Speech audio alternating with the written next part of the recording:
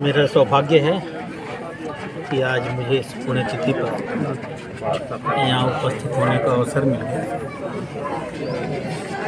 मैं गोरखपुर से विधायक हूँ 2010 और मैं आपको बताऊं कि मैंने अपने विधायक निधि से गोरखपुर में डॉक्टर राजेंद्र प्रसाद स्मृति छाया कुंज गोरखपुर कचहरी में बनवाया है।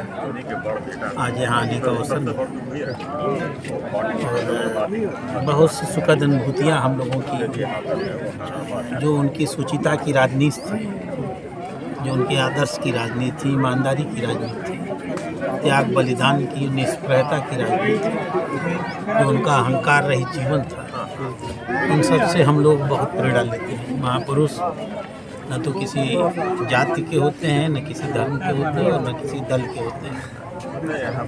हालांकि मन में कष्ट रहता है।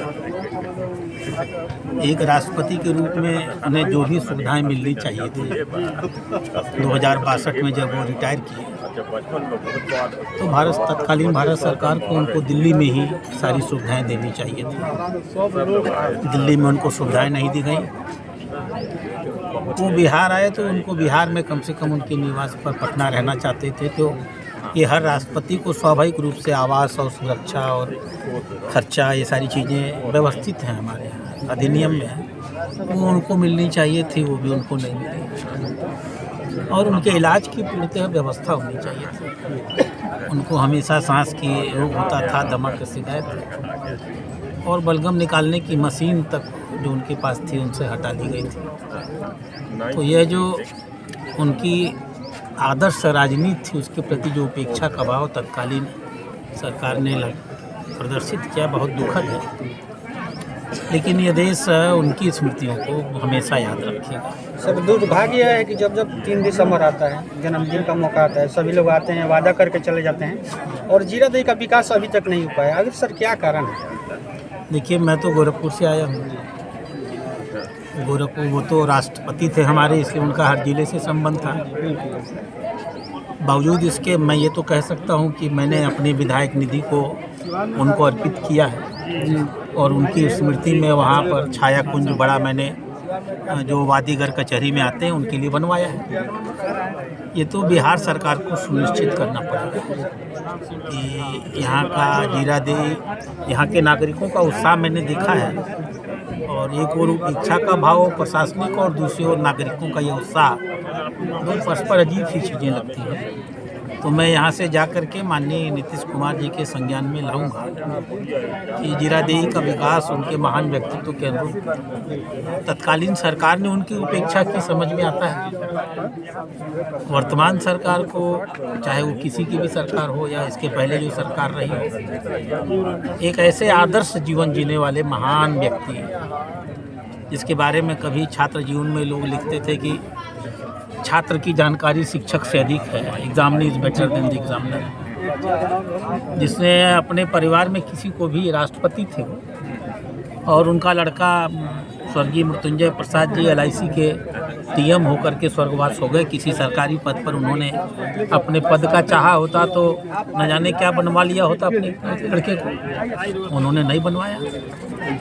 यही परिवार को उन्होंने किसी प्रकार का राजनीतिक हस्तक्षेप नहीं करने दिया।